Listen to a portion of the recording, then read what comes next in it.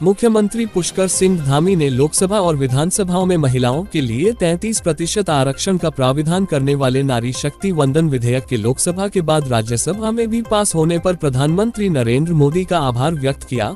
उन्होंने कहा कि देश में मातृशक्ति के उत्थान की दिशा में ये सराहनीय कदम है। मुख्यमंत्री ने प्रदेश की मातृशक्ति की ओर से प्रधानमंत्री नरेंद्र मोदी का इसके लिए आभार व्यक्त किया। मुख्यमंत्री ने कहा कि राज्य सरकार द्वारा महिला सशक्तिकरण के लिए प्रदेश में अनेक कार्य किए जा रहे हैं। राज्य की महिलाओं को सरकारी नौकरियों में 30% क्षैतिज आरक्षण दिया जा रहा है। मुख्यमंत्री पुष्कर सिंह धामी से शुक्रवार को मुख्यमंत्री कैंप कार्यालय में केदारनाथ विधायक श्रीमती शैलारानी रावत ने भेंट की। उन्होंने केदारनाथ विधानसभा क्षेत्र की महिलाओं की ओर से नारी शक्ति वंदन विधेयक लोकसभा एवं राज्यसभा से पास होने पर मुख्यमंत्री के माध्यम से प्रधानमंत्री नरेंद्र मोदी का आभार व्यक्त किया। उन्होंने कहा कि देश में प्रधानमंत्री नरेंद्र मोदी एवं प्रदेश में मुख्यमंत्री पुष्कर सिंह धामी के नेतृत्व में महिला सशक्तिकरण के लिए लगातार सराहनीय कार्य किए जा रहे हैं। महिलाओं की प्रतिभाओं को उजागर करने की दिशा में तेजी से कार्य किए जा रहे हैं। श्रीनगर जिले के पाबौ ब्लॉक में देर रात एक कार अनियंत्रित होकर गहरी खाई में जा गिरी। इस हादसे में एक युवक की मौत हो गई, जबकि अन्य की तलाश की जा रही है। एसडीआरएफ ने शव को खाई से निकाला।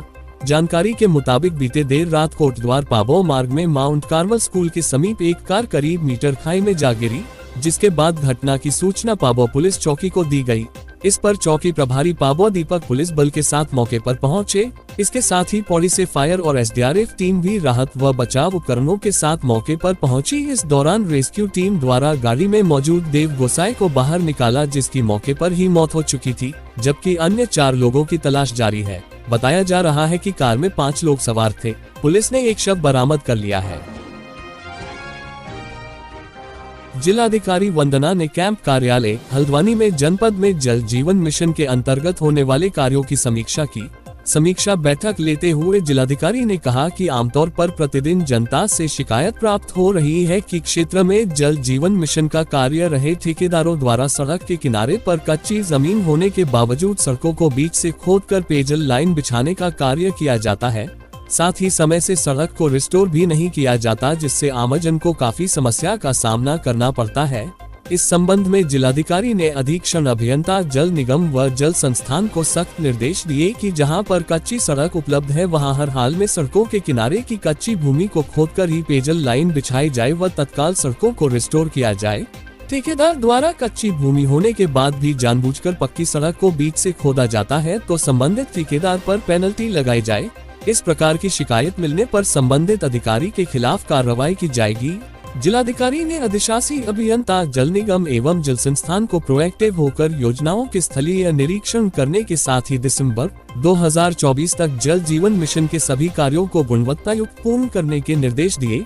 कहा कि कार्य की गुणवत्ता को बनाए रखने व बेहतर समन्वय हेतु ई स्वयं व अपने अधीनस्थ एआई व जेई के स्थलीय निरीक्षण कर योजनाओं की मॉनिटरिंग करें। जल जीवन मिशन का लगभग 50% स्कीम का कार्य जल संस्थान नैनीताल के पास है। जेजेएम के कार्यों में प्रगति लाने के लिए अधीक्षण अभियंता जल संस्थान विशाल सक्सेना को जल संस्थान नैनीताल को अन्य इंजीनियरिंग विभागों से 02 अतिरिक्त जेई उपलब्ध कराने के निर्देश दिए। थर्ड पार्टी इंस्पेक्शन की बैठक लेते हुए जिलाधिकारी ने संबंधित एजेंसियों को निर्देशित किया कि अपने निरीक्षण के दौरान संबंधित ग्राम के जनप्रतिनिधि को भी बुलाया जाए, जिससे कार्यों का वास्तविक मूल्यांकन किया जा सके।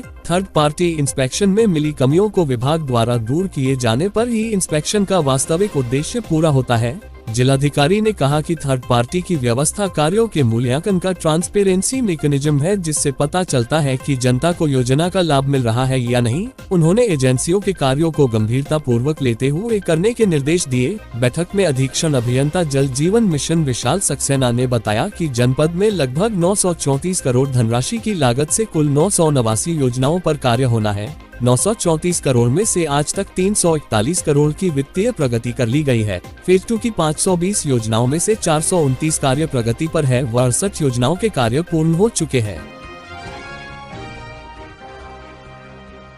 मौसम विभाग ने उत्तराखंड में तेज बारिश और ओलावृष्टि की संभावना के साथ येलो अलर्ट जारी किया है और इसे 24 सितंबर तक जारी रहने की चेतावनी दी है। इससे पूरे राज्य में मानसून गतिशील रहेगा। मौसम विभाग ने 7 जिलों में तेज बारिश का जारी किया अलर्ट। मौसम विभाग ने उत्तराखंड में 24 सितंबर तक तेज बारिश और ओलावृष्टि की दी चेतावनी। देहरादून के साथ ही टिहरी, पौड़ी, नैनीताल, चंपावत, पिथौरागढ़, बागेश्वर जिलों के लिए येलो अलर्ट जारी। मौसम विज्ञान केंद्र के निदेशक विक्रम सिंह के मुताबिक अगले कुछ दिन तक पूरे राज्य में मानसून रहेगा सक्रिय। इंटर कॉलेज कमेरी देवी में 23 सितंबर को होने वाली नवीन प्रबंध समिति के गठन हेतु चुनाव। भाजपा के कपकोट विधायक सुरेश गढ़िया द्वारा मुख्य शिक्षा अधिकारी बागेश्वर को शिकायत दर्ज कराए जाने के बाद चुनाव अब अग्रिम तिथि तक स्थगित कर दिया गया है। गुरुवार सुबह मुख्य शिक्षा अधिकारी बागेश्वर गजेंद्र सिंह सोन के कार्यालय से एक पत्र इंटर कॉलेज कमेरी देवी के प्रधानाचार्य को मिला, जिसमें कहा गया कि इंटर कॉलेज कमेरी देवी में प्रबंध समिति के चुनाव हेतु शनिवार 23 सितंबर की तिथि निर्धारित की गई थी। उक्त के संबंध में ग्राम प्रधान देवतोली, उप प्रधान देवतोली व कमल भौर्याल द्वारा विधायक कपकोट को संबोधित एक शिकायती पत्र के क्रम में कपकोट विधायक सुरेश गढ़िया ने 19 सितंबर के द्वारा दिए गए निर्देशों के क्रम में प्रबंधन समिति का चुनाव अग्रिम आदेशों तक स्थगित किया जाता है। नवीन तिथि से बाद में अवगत कराया जाएगा। आपको बताते चले, गुरुवार सुबह जब स्कूल के प्रधानाचार्य को मुख्य शिक्षा अधिकारी बागेश्वर गजेंद्र सिंह सोन से एक परिपत्र मिला, तब से शहर भर में राजनीतिक बाजार गरमाया रहा। हर तरफ इसकी चर्चाएं रही। वहीं जब विद्यालय के प्रधानाचार्य से इस संबंध में हमारे सहयोगी द्वारा बात की तो पता चला कि आज शुक्रवार को वहां पर नामांकन प्रक्रिया के लिए प्रपत्र बिक्री व आवेदन किए जाने थे, परंतु उससे पूर्व ही पत्र प्राप्त होने से प्रक्रिया रोक दी गई। उन्होंने बताया कि शिकायत के संबंध में उन्हें कोई सूचना नहीं है और न ही कोई जानकारी है। वर्तमान समय में विद्यालय प्रबंध समिति में 36 स्थायी सदस्य व 99 अस्थायी कुल 135 सदस्य हैं। उन्हीं के मध्य ही यह चुनाव प्रक्रिया अपनाई जानी थी, जिसमें अध्यक्ष, उपाध्यक्ष, महासचिव, सचिव व एक संचालक चुना जाना था। इस आदेश के बाद इस पर रोक लगा दी गई है। वो बताते हैं कि जून 2014 से जुलाई 2017 तक राजेंद्र राठौर यहां से सदस्य निर्वाचित हुए। तब से किन्हीं विवादों के चलते ये पद रिक्त चला रहा है। बताते हैं कि पत्र में दर्ज 3 नामों से प्रधान को छोड़कर अन्य 2 व्यक्ति भी प्रबंधन समिति के सदस्य हैं। वहीं जब मुख्य शिक्षा अधिकारी बागेश्वर गजेंद्र सिंह सोन से हमारे सहयोगी द्वारा बात की गई तो उनके द्वारा बताया गया कि वहां पर चुनाव लड़ने वाले कुछ व्यक्तियों के खिलाफ गंभीर आरोप हैं। पूर्व की जांचें चल रही हैं, जिसके चलते लगातार शिकायत प्राप्त होने के बाद किसी तरह के विवाद से बचने को यह निर्णय लिया गया है। जब उनसे शिकायती पत्र की प्रति उपलब्ध कराने की बात की गई तो उनके द्वारा कहा गया कि वह बहुत लंबा चौड़ा है, वैसे मैं भी अभी कहीं बाहर हूँ तो संभव नहीं है। आगे बताते हैं कि पिछले 6 सालों से वहां पर ऐसे ही विवादों के चलते चुनाव नहीं हो पाए हैं। मुझे विधायक कपकोट सुरेश गढ़िया जी का शिकायती पत्र मिला, जिस पर कार्यवाही अमल में लाई गई है। अभी जब तक जांचें पूर्ण नहीं होती हैं, तब तक चुनाव हो पाना संभव नहीं है। देखने वाली बात यह है, प्रधानाचार्य के कथनानुसार अभी कोई प्रक्रिया नहीं अपनाई गई थी।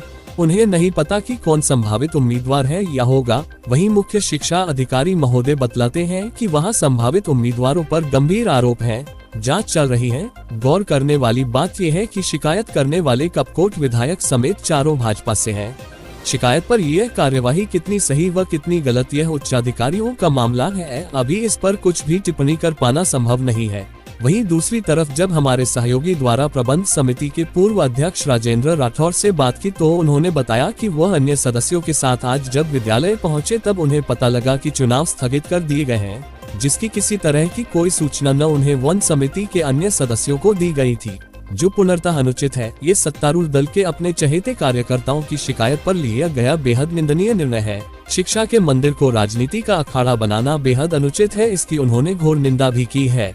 उन्होंने कहा कि शिक्षा के मंदिर में राजनीति करना अनुचित है। हम सब सदस्य जल्द जिलाधिकारी महोदय से मिलकर इस पर अपनी बात रखेंगे। वहीं जब इस संबंध में कपकोट विधायक सुरेश गढ़िया से बात करने का प्रयास किया गया तो उनके नेटवर्क क्षेत्र में न होने से उनसे बात नहीं हो पाई। खबरों में बने रहने के लिए धन्यवाद। खबरों से प्रकाशित रहने के लिए कुमाऊनी कुटुंब को सब्सक्राइब करना न भूलें तथा खबरों को शेयर कर सहयोग प्रदान अवश्य करें।